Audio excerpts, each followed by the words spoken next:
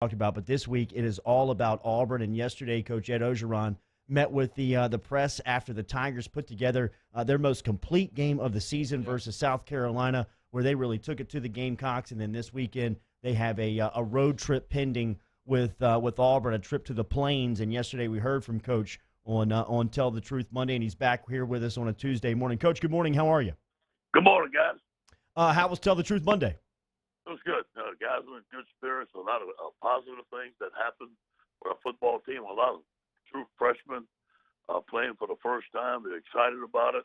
But there's still some things to fix on our football team. Yeah, true freshmen flying all over the field. Coach, want to talk about some of those guys, but you gave an update on Miles Brennan yesterday and said you wanted to see him on the practice field yesterday afternoon. What's an update on your junior signal caller? Yeah, we still have to take it day by day. He didn't do much yesterday. He's feeling better, but I don't know if he's going to be ready to go. Coach, you mentioned having things still to fix. Y'all did a very good job of that. Look, identified third down as a problem, go from 0 of 10 to 8 of 10. Red zone certainly improved, cutting down on defensive errors. So y'all have done a really good job of identifying and then fixing issues. What did that tape reveal to you from Saturday that you're kind of zeroed in on now, improving upon? Well, just coverage, still making too many mistakes on the coverage and missing too many fish in the run. We got to eliminate the explosive plays. And all about eye discipline, all about being in the right place at the right time, and basically just doing your job. Coach, I mean, you're going 8 of 10 on third down. I think y'all averaged like 3rd and 3 in that game. And really, the offensive line was dominant, like to a man. I was wondering if you could almost go down the line and speak on each of those guys' performances on Saturday. T-Bob, we ran more some gap plays. We ran some powers. And you saw Big Ed in there pulling around. Ooh, he blew that dude up on the right side. That's right. That's something he could do. I thought Ed had a dominating game. Liam's playing good. Chase Island was good on the double team, him and Declan. And the guy that's coming along for us is Cameron Wire. He's playing pretty good right now. He is, and so I guess that runs right into one of my other questions that I have is that Dare Roosevelt suspended indefinitely, and so there's, like you said, the starting tackle play was really good, but there is a bit of a depth issue there. But it looks like Charles Turner. So is Charles Turner kind of the first man up, no matter who goes down on that line? Yeah, he's kind of like the handyman of the group. You know what I mean? He can play. He can play tackle. He can play guard. He can play center. Jimmy has done a good job of training him, but he's the next man up. Ed Ingram seems like he kind of changes the attitude of that group, Coach. He does. He's tough. Big Ed's a great young man. He don't say much. Always has work. Always come to work. He's had a tremendous career here at LSU, and he's a great human being. I'm so proud of him. Coach, you mentioned run fits, and one thing that kind of stood out to me was that right now, I don't know if it's trust between players or not understanding, but it seems like a lot of times, like when a guy has contained or something, they want to try to make the play, right? So they're diving inside, and then things are spilling outside. What do y'all have to do to kind of to get these guys trusting that if they turn that play back to their teammates will be there? Yeah. You're exactly right.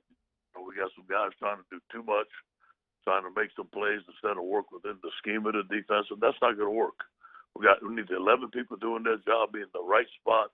A lot of it comes down to discipline and where your eyes are. And that first speed sweep was just out of about one gap, and it went for a long yardage, and then the defensive end on the outside was squeezed too much and bounced outside, and the safety wasn't filling. So everybody's got to do their job.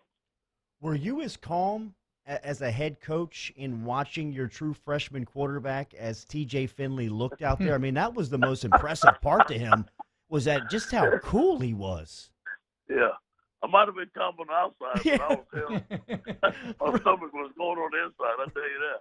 Right. But no, I believe in TJ, because he exudes confidence. Yeah. I mean, I got this coach, and you see him before the game.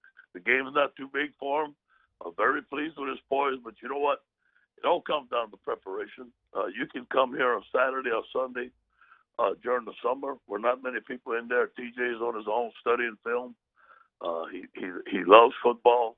Comes from a great family. Coach Hank Tierney coached him at Ponchatoula High School.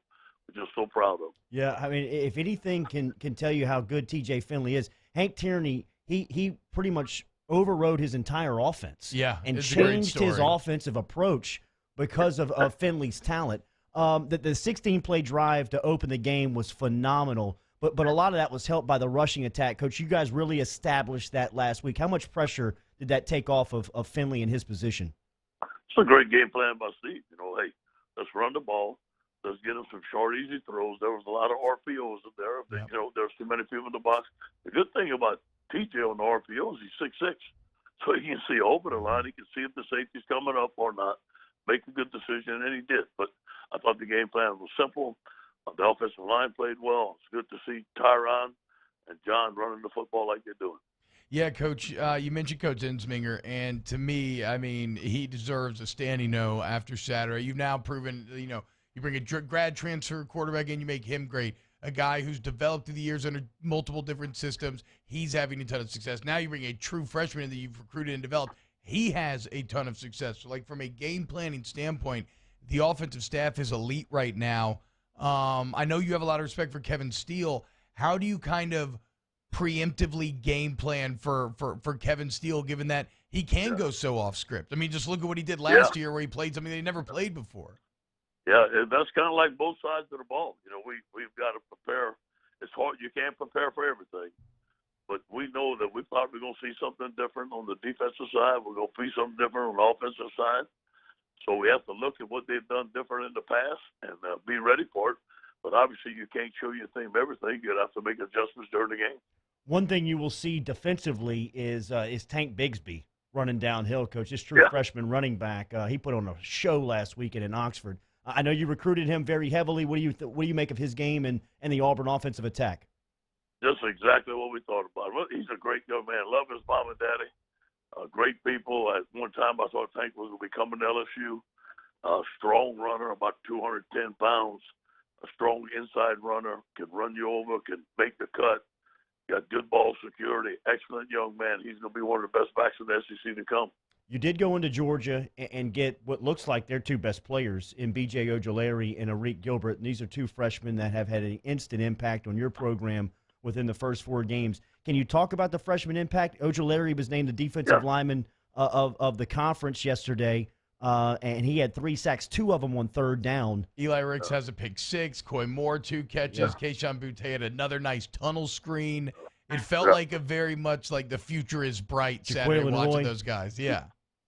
The recruiting is the lifeblood of our program. And when you're at LSU, I remember Pete Carroll and I talking about it at USC. The difference between college football and the NFL is that you can recruit 7 to 8 first-round draft picks. And every team that wins the championship that I've been a part of has some big-time players. I mean, so that's the lifeblood of our program. And those guys, this class, I always thought this class was going to be our best class so far, and it's proven out to be that. What's it like in season? Because I know you just handed out a scholarship to a local wide receiver, and you picked up a commitment this week from a local safety. How is recruiting going in season? It's great, man. We get powwow and led by Derek Finansky. We get our guys up there. We're talking to parents. We got them on FaceTime. We do it about 3 or 4 times a week. We have 19 commitments right now. We have some specific needs. I'm looking at them on the board right now, whether it be JC or grad transfer or other players. We have 4 positions of specific needs that we're going to be looking at. So we have a good plan. We're ready to go.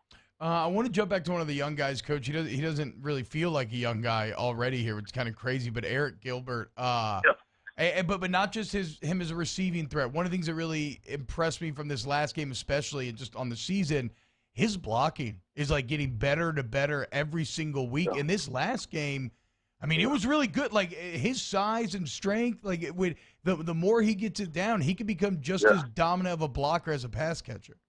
It's funny you mentioned that. He was in after he had a good game. I think it was against Missouri. He came in. He said, "I got to get better at my blocking." So he works on it, man. He's an intent young man, a great young man. I haven't seen a tight end like that in my career. He's a very talented young man, a hard worker. Coach, I know that B.J. Ojulari is getting all the 3 sacks, right? It speaks for itself.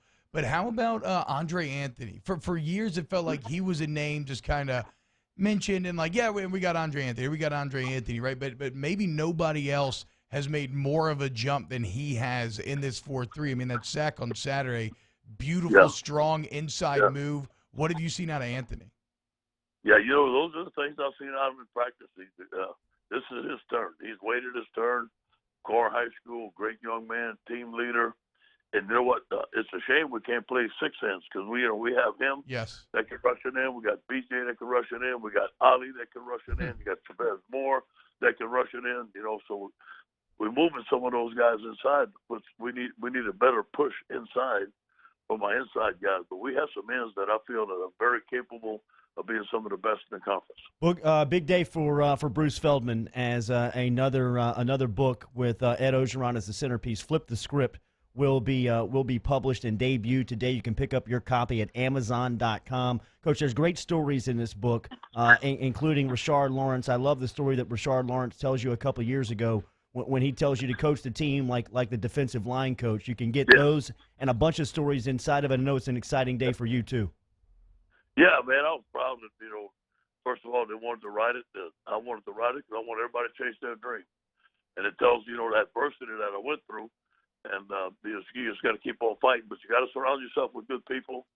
And it's a good story in the book. I hope people go out and buy it and enjoy it. Yeah, pick up Flip the Script today, authored by Bruce Feldman, and it is a great look back at that 2019 championship season and how Ed Orgeron is the head coach of the Tigers now. Amazon.com. Coach, good luck this weekend on the Plains. Thank you for the Tuesday morning as always.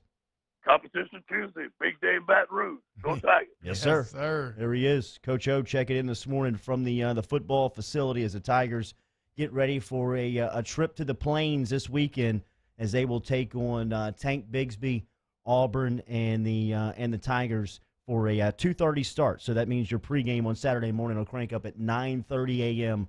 on Eagle 98.1 and carry you throughout your football Saturday. We'll be back to close that hour one here on Off the Bench.